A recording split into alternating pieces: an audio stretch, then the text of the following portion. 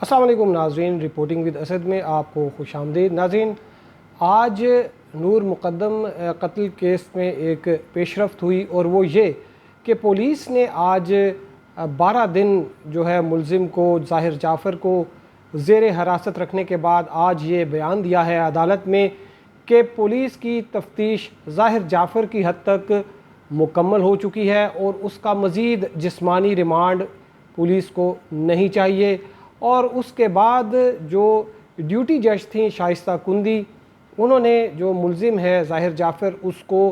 Adiala jail جو ہے وہ جوڈیشل کسٹڈی میں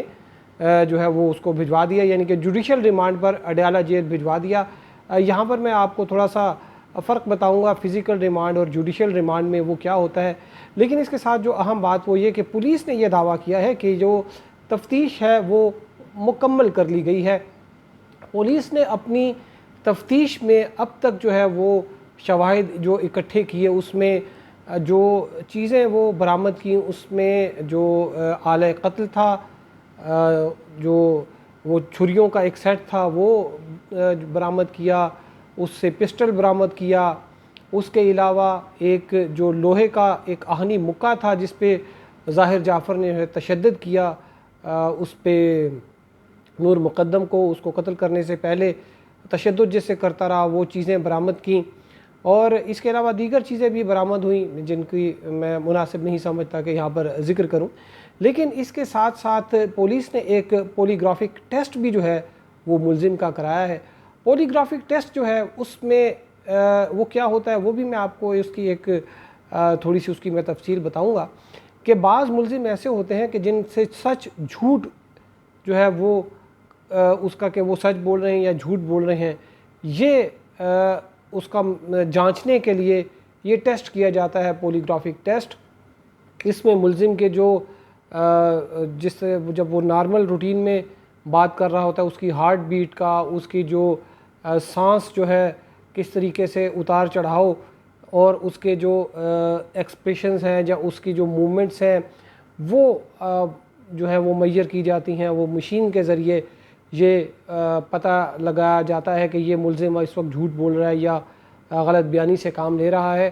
تاہم پولیگرافک ٹیسٹ جو ہیں وہ ابھی پاکستان میں اتنی ان کی جوڈیشل ان کی ویلیو اتنی نہیں ہے، لیکن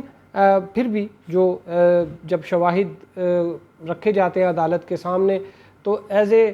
کورابوریٹو، یعنی کہ اس کو جو شواہد ہیں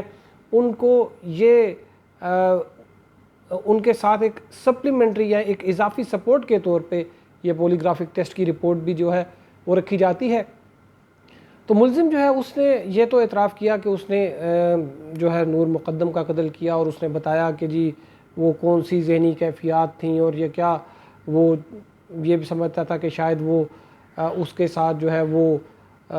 دھوکہ دے رہی ہے اس کو، لیکن اس کو ایک اور اس تناظر میں بھی جو ہے وہ سامنے لایا جا رہا ہے کہ جیسے یہ شخص جو ہے یہ کچھ نفسیاتی مریض ہے، تو اس میں یہ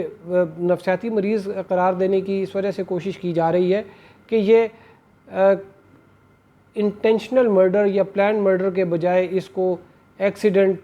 یا اس کے قتل خطا اس کو جو ہے وہ ثابت کیا جائے تاکہ اس کو سزائے موت نہ ہو سکے۔ تاہم یہ چیزیں ابھی ٹرائل کے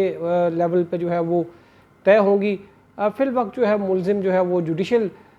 کسٹڈی میں یا جوڈیشل ریمانڈ میں اس کو اڈیالہ جیل منتقل کیا گیا ہے۔ یہ جب کوئی ملزم اس طرح کے کیس میں گرفتار ہوتا ہے تو اس سے تفتیش کے لیے پولیس کو اس کا جسمانی ریمانڈ چاہیے ہوتا ہے۔ جسمانی ریمانڈ میں پولیس اس سے پوچھ گچھ کرتی ہے، انٹیروگیٹ کرتی ہے، بعض اوقات سختی بھی کی جاتی ہے ملزمان پر، یہاں پر تو باقاعدہ چھتر پریڈ بھی کی جاتی ہے، لیکن یہ چونکہ ظاہر جعفر ایک بڑی امیر اور بارسوخ بااثر فیملی سے ہے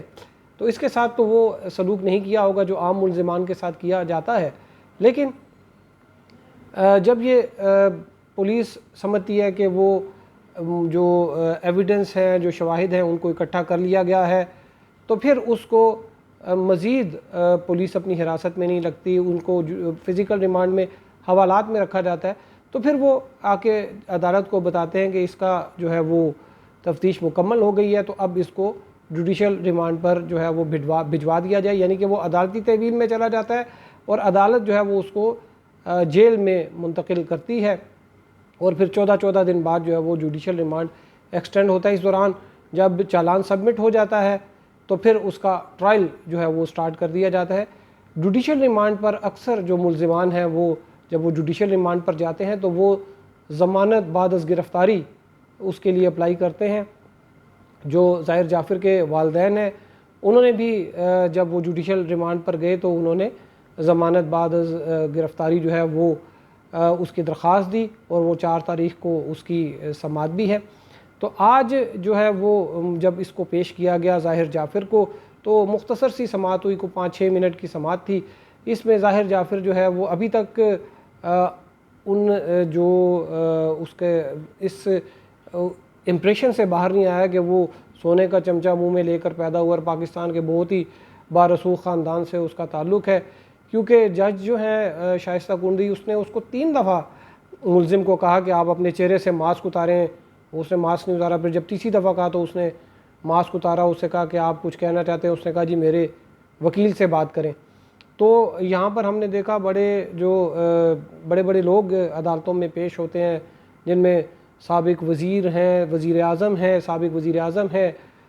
جن میں سابق صدور ہیں، صدر پاکستان ہیں، وہ بھی جب عدالت میں پیش ہوتے ہیں تو جب ان کو جج کہتا ہے کہ آپ نے کچھ بولنا چاہتے ہیں تو وہ جو بھی انہوں نے بات کرنی ہوتی ہے وہ بات کرتے ہیں۔ لیکن یہ ایک بڑا عجیب و غریب قسم کا ملزم ہے، اور اس کا اتنا وہ ابھی تک اپنا جو اس کا خاندان کا اس کو ایک زوم ہے، شاید یہ ابھی تک شاید اس سے باہر نہیں آیا، اور اسی زوم میں جو ہے اس نے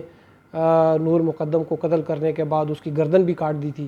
تو بہرحال ابھی اس مقدمے میں دیکھ رہا تھا گزشتہ روز وزیر اعظم عمران خان